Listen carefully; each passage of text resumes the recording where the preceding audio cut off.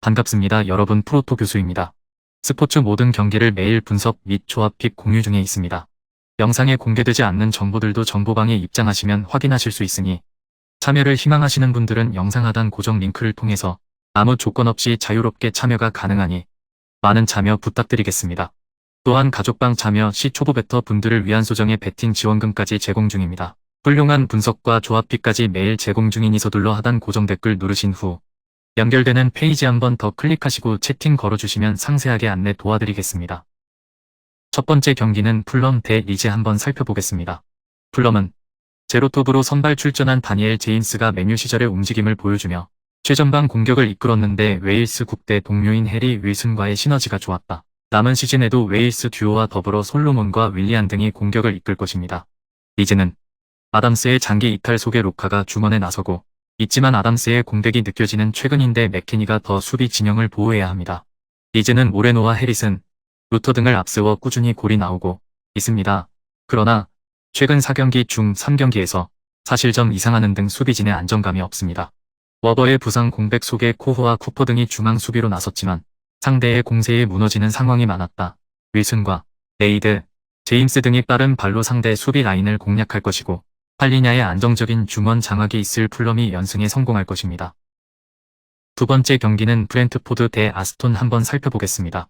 브렌트포드는 지금 당장 대표팀을 소집한다면 덴마크 베스트 11에 들어갈 선수가 3명이나 있는 팀이지만 옌센과 담스고르 등이 최근 부진한 경기력입니다. 아스톤은 이번 시즌 가장 극적인 반등에 성공한 팀입니다. 뉴캐슬의 경우 시즌 초반부터 최소 패배를 기록하며 꾸준히 상위권을 지킨 팀이었지만 빌라의 경우 성적 부진으로 감독의 경질과 새로운 선임이 있었는데 다른 팀이 됐죠.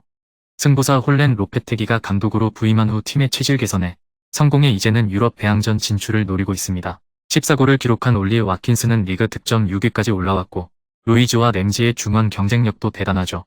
빌라는 최근 리그에서 맨시티와 더불어 최고의 분위기와 경기력을 자랑하는 팀입니다. 그러나 브렌트포드도 홈에서는 누구를 만나도 쉽게 우위를 내주지 않습니다. 나야 키퍼의 안정적인 세이브 능력과 더불어 벤 미가 수비 라인을 지휘할 것이고 밥티스테와 네르고르가 중원에서 상대를 막아낼 수 있는 브렌트포드입니다. 세 번째 경기는 팰리스 대 에버턴 한번 살펴보겠습니다. 팰리스는 아스날 원정 패배 이후 3연승에 성공하며 잔류 안정권으로 들어갔습니다. 아직 팀당 7-9경기 정도가 남아있긴 하지만 18위와 승점 차가 9점이기에 확실하게 흐름을 탔죠. 호지슨 감독이 70대 중반의 나이에 잔류를 위해 팀에 돌아왔는데 소방수 역할을 잘해주고 있습니다. 자아가 부상으로 빠졌지만 에드와르드와 올리세, 아예오와 마테타 등이 시너지를 내며 골을 만들고 있습니다. 에버턴은 최근 4경기에서 승점 2점 추가에 그치며 강등권을 벗어나지 못했습니다.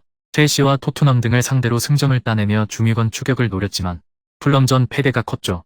무파이와 그레이, 심스 등 골을 넣을 수 있는 선수들을 모두 투입시켜 경기에 나섰지만 찬스를 해결하지 못했고 이어비의 중원 영향력도 아쉬웠습니다. 에버튼은 칼버트 루인이 시즌 내내 부상 이슈로 출전을 거의 하지 못했기에 찬스를 해결할 선수가 없는 상황입니다. 또 오나나의 부상 이탈 속에 중원 경기력 저하도 있습니다. 예제와 슐루비 홈에서 경기 주도권을 가져올 것이고 아예오와 올리세가 상대 수비를 공략할 팰리스가 우세해 보입니다.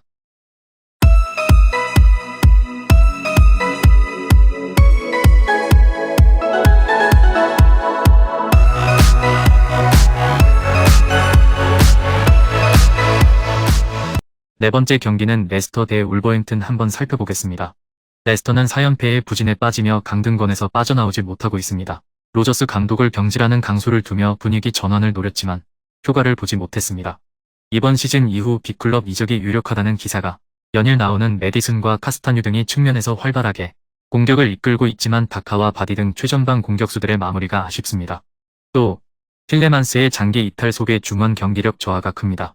팀의 중원 사령관인 네베스의 리그 징계 기간 동안 무패를 기록하며 위기를 잘 넘겼다. PL 복귀골을 실로 오랜만에 기록한 디에고 코스타를 비롯해 황희찬과 누네스 등이 골을 터뜨리며 팀을 안정적인 순위권으로 올려놨죠. 이 경기에는 네베스도 돌아오기에 완전한 풀핏으로 상대와 맞설 수 있습니다. 레스터는 프라이트와 바디, 메디슨과 이에아나초 등 이름값이 높은 선수들이 여전히 로스터에 있지만 팀적인 경기력으로 나오지 않고 있습니다. 틸레만스의 부재로 이내 공격 전개에 능한 중앙 미드필더가 없다는 점도 부담입니다. 도슨과 킬맨 등 최근 잘해주는 중앙 수비가 상대 침투를 잘 막아낼 것이고 네베스와 레미나의 중원 장악이 있을 원정팀의 승리도 노릴만 합니다. 다섯 번째 경기는 리버풀 대 노팅엄 한번 살펴보겠습니다. 리버풀은 주중 경기에서 리즈를 잡고 상위권을 추격했습니다. 최근 4경기에서 2무 2패로 부진했기에 원정에서 고전이 예상됐는데 예상 외의 대승을 거뒀죠. 선발 공격수로 출전한 킹파라오 모하메드 살라가 다시 멀티골을 기록했고 조타와 각포의 골도 나왔습니다. 팀 적응에 고전했던 누네스를 조커로 기용하며 조타와 피르미노의 출전 시간을 늘린 것이 좋은 결과로 이어졌습니다. 노팅엄은 승격팀으로서는 믿기 어려울 정도로 많은 투자를 했는데 자칫하면 챔피언십 추락과 함께 팀 공중분해도 가능하다 때문에 남은 경기에서 최대한 승점을 따내며 강등을 피해야 합니다. 주중 경기가 있긴 했지만 휴식할 시간이 충분했고 대승으로 인해 로테이션도 원활하게 가동했습니다. 밀러와 핸더슨 등 중앙을 지키는 베테랑들의 경기력도 올라왔기에 노팅엄 상대로 경기 초반부터 몰아칠 것입니다. 노팅엄은 프루어와 망갈라 등 볼란치들의 라인을 내려 수비적으로 리버풀에 맞서겠지만 최종 수비가 흔들리기에 불타오른 리버풀 화력을 감당하기 버거워 보입니다. 여섯 번째 경기는 마인츠 대 바이에른 뮌헨 한번 살펴보겠습니다. 마인츠는 최근 9경기에서 우승 3으로 무패를 기록하고 있습니다. 그 기간 레버쿠젠과 라이프치히, 글라드바흐 등 강팀을 모두 제압했고 패배를 당하지 않았습니다. 그로 인해 유럽 대항전으로 갈 수 있는 6위와의 승점 차이를 2점까지 줄였습니다.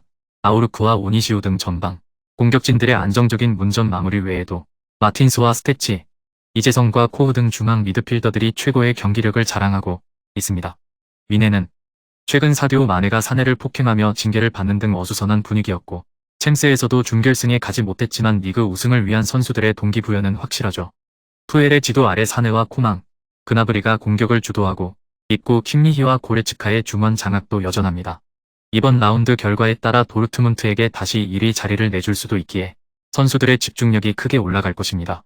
포칼컵에서도 탈락했기에 리그 우승만 남은 뮌헨이기도 하다. 마인츠는 아우르크의 제공권 장악과 중원의 확실한 지원이 있지만 킴미히와 고레츠카를 앞세울 뮌헨 상대로 중원의 우위를 가져갈 수 없습니다.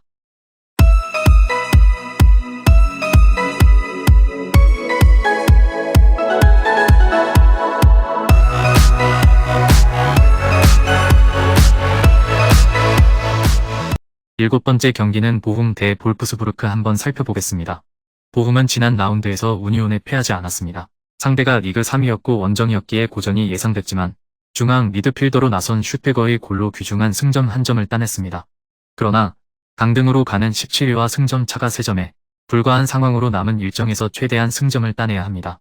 볼프스는 지난 라운드 경기에서는 레버쿠젠 상대로 승점 1점 추가에 그치긴 했지만 레버쿠젠의 최근 상승세가 워낙 대단했기에 낙담할 만한 결과는 아니었죠.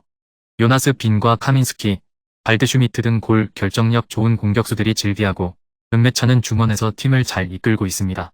전력상으로는 원정팀인 볼프스가 나은 게 사실이지만 최근 2경기 연속 무득점에 그치는 등 공격진의 마무리가 아쉬운 최근입니다. 오데츠와 소아레스 등 수비 라인에 나설 홈팀 백포 라인이 쉽게 틈을 주지 않을 것입니다.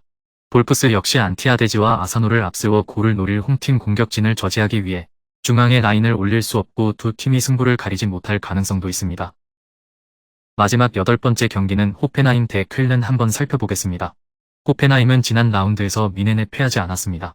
3연승의 상승세를 타며 강등권을 탈출한 상황에서 만난 리그 선두팀이었지만 좋은 분위기를 이어갔습니다. 크로아티아 국대 주전 공격수인 크라마리치가 원정에서 중요한 골을 넣으며 팀의 무패 행진을 이어가게 했습니다. 수비 불안으로 인해 연패를 당하던 시기를 지나 분데스리가의 중상위권 팀의 경기력이 나오는 최근입니다.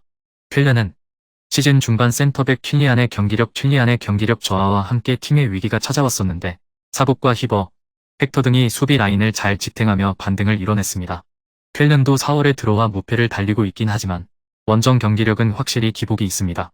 다브르의 부상 공백에도 크라마리치와 베보우, 바움가르트너의 최전방 공격진이 기회를 확실하게 해결하고 있고 카더라백의 측면 지원이 있을 호펜하임이 원하는 결과를 얻어낼 것입니다. 금일 경기들은 이렇게 알아보았습니다. 좀 더 다양하고 많은 정보를 원하시는 분들은 영상 하단 댓글에 링크 클릭 후 문의하시면 아무런 조건 없이 정보방 입장 가능하니 입장하셔서 정보 받아보시길 바라겠습니다. 그리고 영상에서 리뷰하지 않은 디테일한 정보와 조합픽은 매일 교수 정보방에서 공유하고 있으니 꼭 참여해보시길 권장드리며 이번 영상은 여기까지 하겠습니다. 시청해주셔서 감사드리며 늘 여러분들의 건승을 기원합니다. 감사합니다.